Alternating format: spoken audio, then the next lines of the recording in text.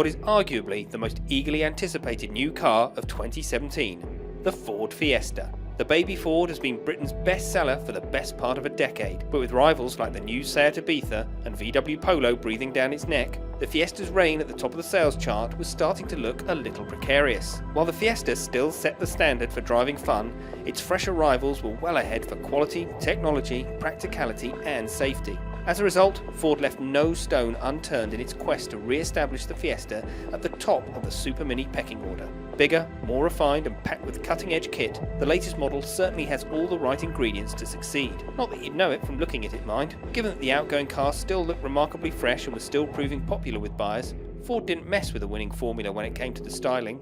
The proportions, stance and rising waistline are all pure Fiesta, and it's only at the rear that the changes are obvious. So while Ford's designers have been a bit cautious with the car's exterior styling, inside it's, well, a bit of a revelation.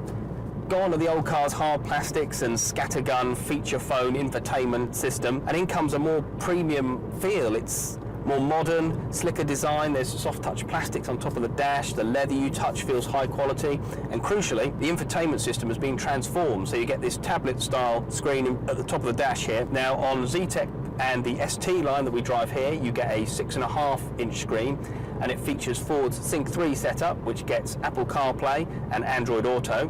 Now this car has also got the £300 sat-nav upgrade, which brings you a bigger 8-inch screen. Regardless of which one you get, it works really well, so you get crisp graphics, easy menus, great connectivity. It really does improve the feel of the car. And it's the same for the rest of the interior. It just feels more grown up, more upmarket. Yes, there are some hard and cheap plastics lower down, but they don't detract from the grown-up feel of this interior. This really does feel like a more premium product. And this more mature feel extends to the way the car drives. So Ford's engineers have spent a lot of time trying to make this a more refined experience. So there's been work done on the suspension bushing for extra quietness. The noise isolation for the engine has been improved. So this car's got the 1-litre EcoBoost, the 138 bhp engine, so it's the most powerful version of that engine. And there is some thrumminess there, that traditional 3-cylinder sound, but it's very refined, and even if you try and pull low revs in a high gear, there's no vibration, it's very smooth, it's quiet. Admittedly, these Spanish roads are quite smooth, but when we have found some broken tarmac, it rides with real composure, and that's even on this ST line model, which gets 10mm lower suspension than the standard car, stiffer springs and dampers, recalibrated electric power steering for a sort of meatier feel. Even this car, it's relaxing to drive, you know, it soaks up bumps, it rounds off the edges. There's not much road noise, we're getting some wind rush around the A-pillars, but don't forget this is a supermini, you can't expect Mercedes S-Class levels of refinement.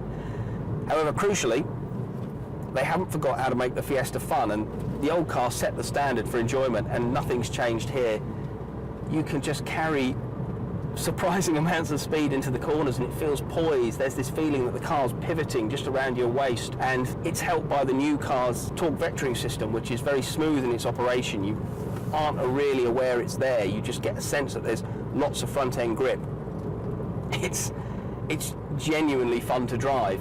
Even in the titanium spec cars, the cars with the softer suspension, I don't think there's any supermini out there that has a better rider and handling balance than the Fiesta, and it bodes very well for the forthcoming ST.